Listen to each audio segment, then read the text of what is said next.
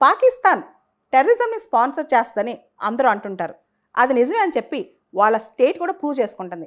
State sponsor terrorism అంటే దేశమే టెర్రరిస్ట్ని sponsor చేస్తుంది. వాళ్ళకి ఫండింగ్ ఇస్తూ, వాళ్ళకి వెపన్స్ ఇస్తూ, వాళ్ళని ప్రోత్సహిస్తూ, అన్నీ చేస్తూ రాజ్యమే టెర్రరిజంని ప్రోత్సహించడం, దానికి బెస్ట్ ఎగ్జాంపుల్ పాకిస్తాన్ అనమాట. ఇక్కడ చూడండి, కొన్ని ఎగ్జాంపుల్స్ ఇప్పుడు చెప్తాను. గవర్నమెంట్ ఎలిమెంట్స్ అంటే పాకిస్తాన్లో ప్రైమ్లో ఉండేవాళ్ళు, అధికారంలో ఉండేవాళ్ళే రాడికల్ ఎలిమెంట్స్ని ఎలా ప్రోత్సహిస్తున్నారు, రాడికల్ స్టేట్మెంట్స్, టెర్రరిస్ట్ స్టేట్మెంట్స్ని ఎలా ఇస్తున్నారు. ఇక్కడ పాకిస్తాన్ డిప్యూటీ ప్రైమ్ మినిస్టర్ నేను ఒక స్టేట్మెంట్ ఇచ్చారు. ఎవరైతే పెహల్గామ్లో అటాక్ చేశారో వాళ్ళు టెర్రరిస్టులు కాదంట, వాళ్ళందరూ ఫ్రీడమ్ ఫైటర్స్ అంట.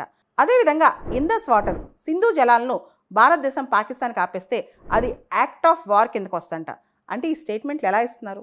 ఇంకొక అంశం, పాకిస్తాన్లో ఒక స్ట్రాంగ్ పొలిటికల్ పార్టీ ఉంటుంది, పాకిస్తాన్స్ పీపుల్స్ పార్టీ. దానిలో బిలావల్ భుట్టో స్ట్రాంగ్ లీడర్ అనమాట. మనకు తెలుసు ఆయన జుల్ఫికర్ అలీ భుట్టో మనవడు, బెనజీర్ భుట్టో కొడుకు అనమాట. ఈయన ఏమన్నాడు తెలుసా? సింధు జలాలు ఆపేస్తే, ఇందస్ వాటర్ ఆపేస్తే బ్లడ్ ఫ్లో అవుతుంది అని. అంటే మనం కనుక సింధు జలాలు ఆపేస్తే, ఇందస్ వాటర్ ఆపేస్తే రక్తం పారుద్దంట. అంటే ఏంటి? బెదిరిస్తున్నాడు అనమాట. అంటే స్టేటే ఇవన్నీ మాట్లాడుతుంటే, స్టేట్లో ఉన్న అఫీషియల్స్ ఇవన్నీ మాట్లాడుతుంటే అక్కడ స్టేట్ స్పాన్సర్ టెర్రరిజం, స్టేటే టెర్రరిస్ట్ అనమాట. అదొక టెర్రరిస్ట్ స్టేట్ అని చెప్పి కూడా ప్రూవ్ అవుతుంది మనకి ఇక్కడ. నిన్న అమెరికాలో న్యూయార్క్ టైమ్స్ న్యూస్ పేపర్ వాళ్ళు మిలిటెంట్ అటాక్ అని రాశారనమాట. మనమే జరిగిన అటాక్ని మిలిటెంట్ అటాక్ అని రాస్తే అమెరికా ప్రభుత్వం మిలిటెంట్ అటాక్ కాదు, అది టెర్రరిస్ట్ అటాక్ అని చెప్పి గట్టిగా చెప్పింది. న్యూయార్క్ టైమ్స్ వాళ్ళకి అది మిలిటెంట్ అటాక్ కాదురా బాబు, టెర్రరిస్ట్ అటాక్ అని చెప్పింది అనమాట. అలా ప్రపంచవ్యాప్తంగా తాలిబాన్తో సహా అందరూ కూడా దాన్ని టెర్రరిస్ట్ అటాక్ అంటున్నారు. అది పాకిస్తాన్ వెనకుండి చేయించిన అటాక్ అని కూడా అంటున్నారు. అది ప్రూవ్ అవుతుంది కూడా. పాకిస్తాన్ ఆర్మీ చీఫ్ మాటలు కానీ, లేదంటే పాకిస్తాన్ డిప్యూటీ ప్రైమ్ మినిస్టర్ మాటలు కానీ, Pakistan strong political party, Pakistan's people party leader Bilawal Ali Bhutto మాటలు కానీ, ఇవన్నీ చూస్తే కనుక నిజంగా అది స్టేట్ స్పాన్సర్ టెర్రరిజం అని అర్థమవుతుంది. మీకు తెలుసు, పాకిస్తాన్ అనేది ప్రపంచవ్యాప్తంగానే పెద్ద వాటర్ క్రైసిస్ ఉన్న ఒక దేశం. అంటే ఎక్కువ వాటర్ క్రైసిస్ ఫేస్ చేస్తున్న దేశం అనమాట. ఆ దేశంలో డెజర్ట్ రీజియన్ ఒకటి ఉంది, అంటే ఎడారి ప్రాంతం ఉంటుంది అనమాట, చోళిస్తాన్ అని చెప్పి. ఆ ప్రాంతంలో చొక్క నీళ్ళు ఉండవు. ఇందస్ వాటరే వాళ్ళకి ఆధారం. ఇందస్ వాటర్ లేకపోతే మిగలదనమాట. రీసెంట్గా వచ్చిన food and agriculture organization report ప్రకారం కూడా జనరల్గా దేశాలు వాళ్ళకి వచ్చిన నీళ్ళలో 40% సేవ్ చేసుకుంటాయి. కానీ ఇందస్ నుంచి వాళ్ళకి వచ్చే వాటర్లో పాకిస్తాన్ కేవలం 10% మాత్రమే స్టోర్ చేసుకుంటుంది. అంటే అర్థం చేసుకోండి వాటర్ క్రైసిస్ ఎంత ఉంది పాకిస్తాన్లోని.